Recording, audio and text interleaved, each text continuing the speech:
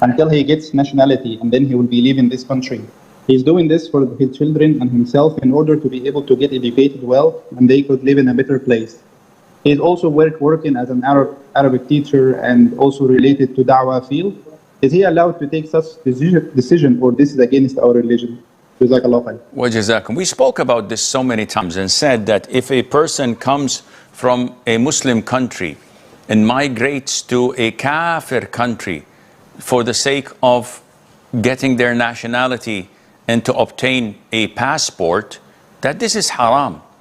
As Muslims, we honor our religion, our culture, and we do not compromise that by giving the oath and the pledge of allegiance to a kafir ruler and the kafir constitution and the likes.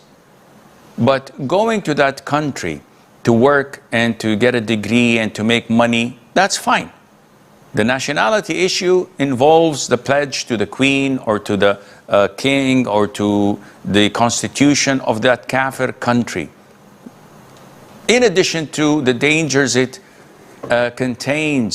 has to your wife and children. If you come from a kafir country yourself, that's no problem, because your nationality or another nationality is both kafir countries. There's no problem in that. As people say that the Prophet ﷺ planted a tree on a person's grave and said, until this remains green, I hope he will be or he will not be punished. First of all, it's not about planting a tree.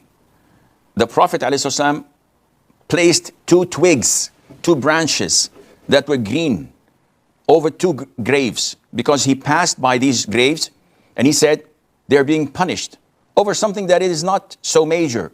By Allah, it is major. One of them used to gossip among the people. And gossiping here is a namima. So he used to listen to folks talking about other people, and then he goes to them and say, they said so and so about you, so that he would cause a clash and fighting. And the other one, the other grave, the man did not protect himself from urine while urinating. So the ricochet, if this is the right word to use, the deflecting urine coming back to his body and his clothes, and he doesn't pay attention to that. So he's being punished for that. Then the Prophet ﷺ placed two twigs, two branches, and he said, I pray to Allah that their punishment would be reduced as long as these twigs remain, or these branches remain green. Once they dry, it's over. My intercession would be over. Now, Abdul Hamid says, is it permissible for us to do the same, to plant a tree, to place a branch that is green on people's graves because the Prophet did that, alayhi salam? The answer is no, this is not permissible. One would say, why? Didn't the Prophet do it, alayhi salam? The answer would be as follows. One, did any of the companions afterwards did this to the graves of their friends and loved ones? The answer is no. Did the Prophet ﷺ ever do this to other deceased or people who were in their graves? The answer is no. Okay.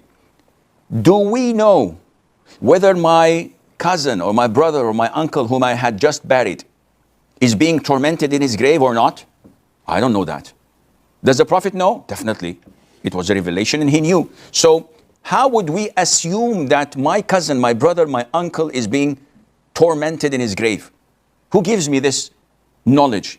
She said, I don't know, but just to be safe rather than sorry, I'm going to place it. Placing such a branch would be an innovation, because this is a speciality of the Prophet ﷺ. He was given this intercession and he prayed to Allah to reduce their punishment until as long as it is green.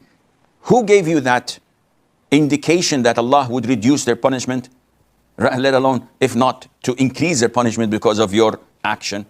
Of course, this is something in the world of the unseen, al-ghayb, and we don't know. Hence, it would be a grave innovation to do this, and it's an innovation what people do when they visit the graveyard and they throw water on the grave, claiming that this would cool the grave down for the deceased. Why don't you install an air conditioner? Maybe that would even cool it more. All of these things are nonsense. These things are of the world of the unseen that has no connection to our world. So therefore we cannot claim things, act upon them, and innovate in the religion of Allah.